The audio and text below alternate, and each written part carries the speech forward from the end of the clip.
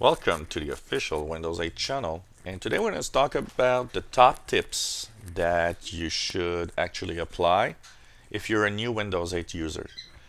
Now with Windows XP expiry date coming very close, we're April 3rd today. April 8th is the official end of Windows XP support and updates. Now a lot of people are going to turn to a new Windows solution. Now, a lot of people are going to choose Windows 7. Why? Because it's probably what's closest to the use of Windows XP, the experience of Windows XP. It is a tried and true operating system that works really well. But a lot of people will be buying a new PC and getting home and finding this start screen on their machine and say, okay, I'm in trouble. I don't understand what's happening. Now, don't panic.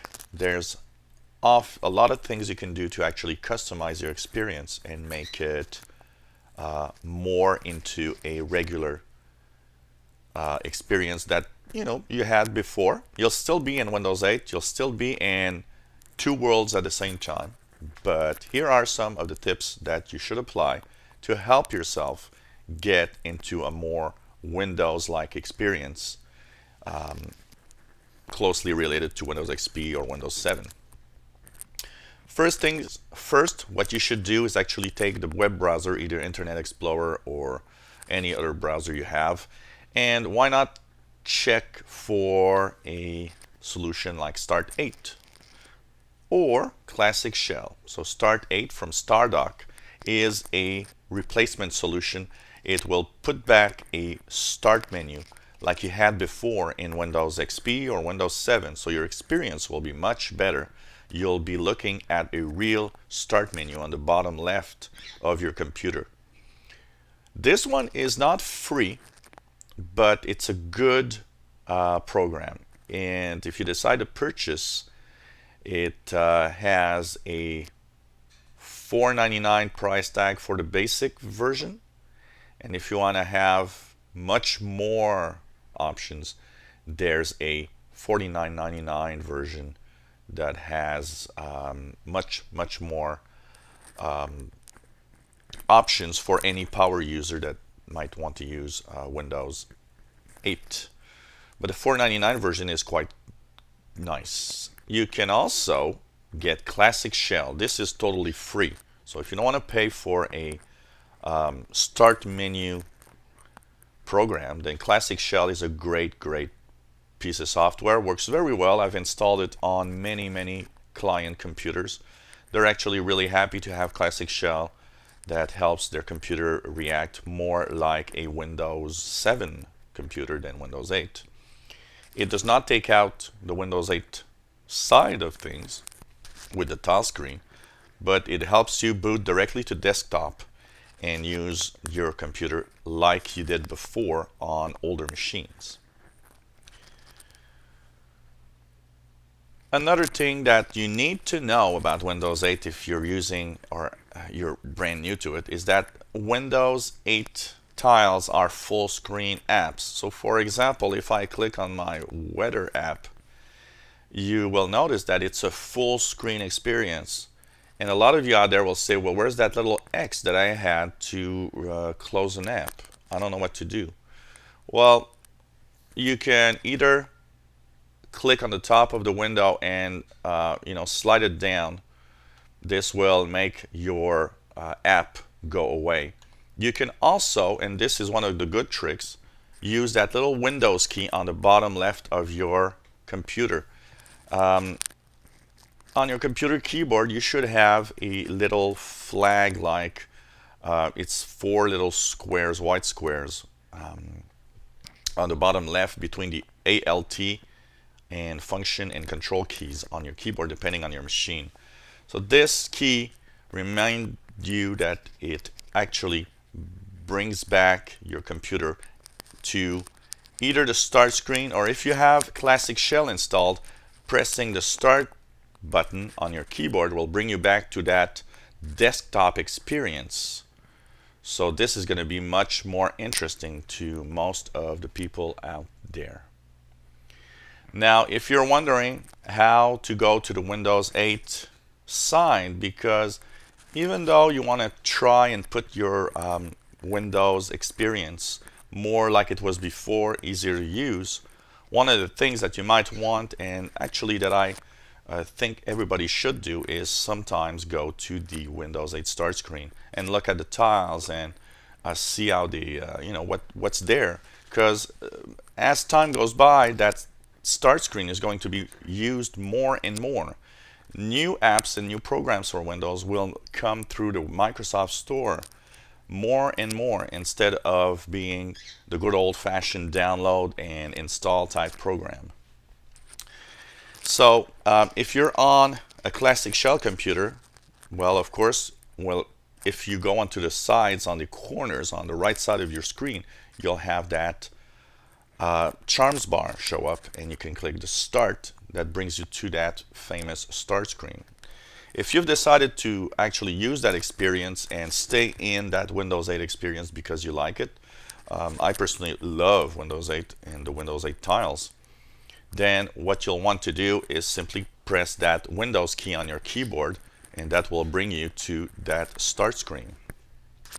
Now, one thing that you'll want to do in the start screen is move things around, because what I've noticed is that new laptops and desktops come with way too many tiles that are absolutely horrible and they're not useful at all.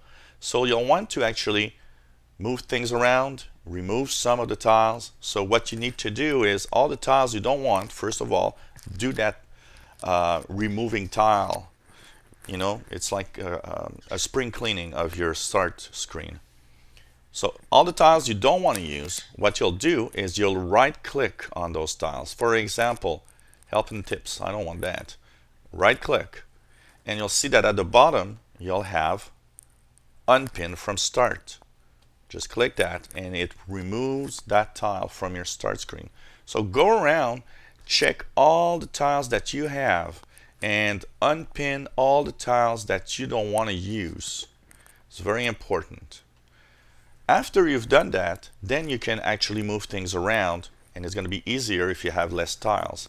All you have to do is click yourself a tile, move it around to a category. You'll notice there are some little gray shaded areas between tiles. These are different groups of tiles that you can create. And so make yourself groups of tiles in that way. And of course, at the top you can click and say, I want to rename this group. So all you have to do is right click on the tile, then at the top you can actually click and rename that group. So for example, I have a internet group. Everything that's web is there. I have a news group. I have a video streaming group, and so on and so on. So this is interesting because you actually make different types of groups. You can put together all that you want to use in different categories. It's going to be much easier for you to go around the screen. Now, there are different control panels in Windows 8, and it's really messing up things. You still have and should actually use the good old control panel. It's still there. It has all the features. In your Windows 8 machine, the control panel is on the bottom left. You have the little Windows start button. Right click on it, and there you'll have the control panel available. Just click there and it brings you the good old control panel. It's either by icon like here, or it is maybe by categories like this one. And what's nice, they didn't change too much of this control panel. So if you're a Windows 7 user, for example, that went to Windows 8, you won't be lost. Everything's there. If you're a Windows XP user, it's still it is different, but it's still the good old control panel, and a lot of what's happening is right there, including the device manager, and all the options of Windows are pretty much in here. And so you should actually most of the time use different options in the control panel.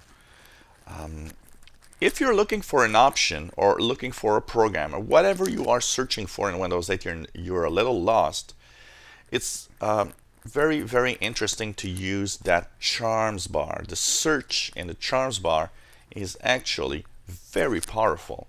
So for example, in a client's computer, I couldn't remember where to change the background colors, for example, and I couldn't find it anywhere in any control panel. And that gives you an idea that if the tech guy can't find some options, imagine the average user. So the search is very powerful. Just think of the keywords of what you want. For example, I wanted to change the colors. So I thought, okay, I'll go into the search and just type color. And what happened is that it gave me change the background and colors on start. And this is what I wanted. And this is really, really cool because I really wanted to search for that. And it's just there. So really, really use that search. It's extremely powerful. And it's really going to help you find out more on Windows 8. And if you're looking for an option, you can actually search for it. So an example, if you're looking for the device manager, you can't find it. Just type device in the search. And as you type device, you'll see that device manager shows up. You can click it and it's already there. It's already showing up. It's very useful. If you want to go around Windows 8 the easy way, click that search. It's extremely powerful. You can search everywhere, which means web and local computer and files. But you can also customize this and click, okay, just settings or just files. So you can find a file, settings, everything's there. If you're an old Windows user, one thing that is very powerful is that famous File Explorer. The File Explorer is still there in Windows 8. If you go onto your desktop tile, because you'll have a desktop tile available, or if you use Classic 8 or any program, you'll already be on the desktop. On the bottom left, you have the File Explorer tile that is there. So just click on it, and it will show you the different options, and you have that famous Explorer tile, and you can actually click your hard drive and go through the different folders and files like you did before. On the left side, you'll have access directly to documents, whatever you need to do. Everything is here. So the File Explorer is still there, it still exists, but it's in the desktop. One of the annoying options of Windows 8 is having to enter your password at startup. So how do you do that? That's a very easy thing to do if you want to remove that password at startup, because you'll probably want to do it, is simply go to the bottom left of your screen and at start, click run, and there you'll type NETPL Wiz. So just look at it here, net PL Wiz, which means is the Network Policy Wizard. Once you press enter, you'll see that you'll have different users if you have more than one, like I do, but you'll see one that is already highlighted in blue, and that's your current user. If you want to remove the password, simply unclick that check mark. You see that mine's unclicked because I want to log into Windows without having a password. So you'll want to remove that check mark. It's going to ask you for your password twice. Just enter that password that you actually have put on your computer twice. And once you apply the settings and click OK, the next time you boot up your computer, you're going to be directly either onto your start screen or onto your desktop if you use a classic shell option, for example. So these are all things and all tips that are very useful if you're a first-time user into the Windows world. One thing that you need to know also of Windows 8 is that, of course, you can still install programs the good old-fashioned way with a CD, a DVD, downloading from the web, but don't forget that you'll have that Windows 8 experience still available. And one of the things you should actually look at is the store. The Microsoft Store has a lot and more choices in apps, games. So why not take a look at it and check out what you can find. There's a lot of stuff, and every day hundreds and hundreds of new programs, apps are available, from games to utilities to sports. Whatever you're looking for, it's probably here. So you have the categories. You can click on different categories, or you can actually go on the upper right side of the tile and click for a search. Now you need to have a Microsoft account for this to work. So you'll have to either log in, create yourself some Hotmail or Outlook email account, or if it's not done already, because some computers that were actually set up were set up by stores often, and the stores often have just a local group enabled, not a general group for using your computer. So it's better to have that experience, so you'll be able to get those apps from the Microsoft Store.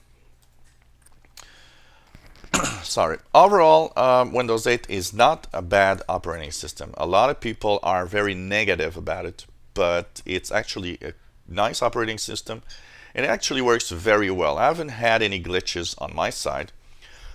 Sorry. A lot of people are complaining, but I think a lot of people are just complaining of Windows, and pretty much every type of Windows.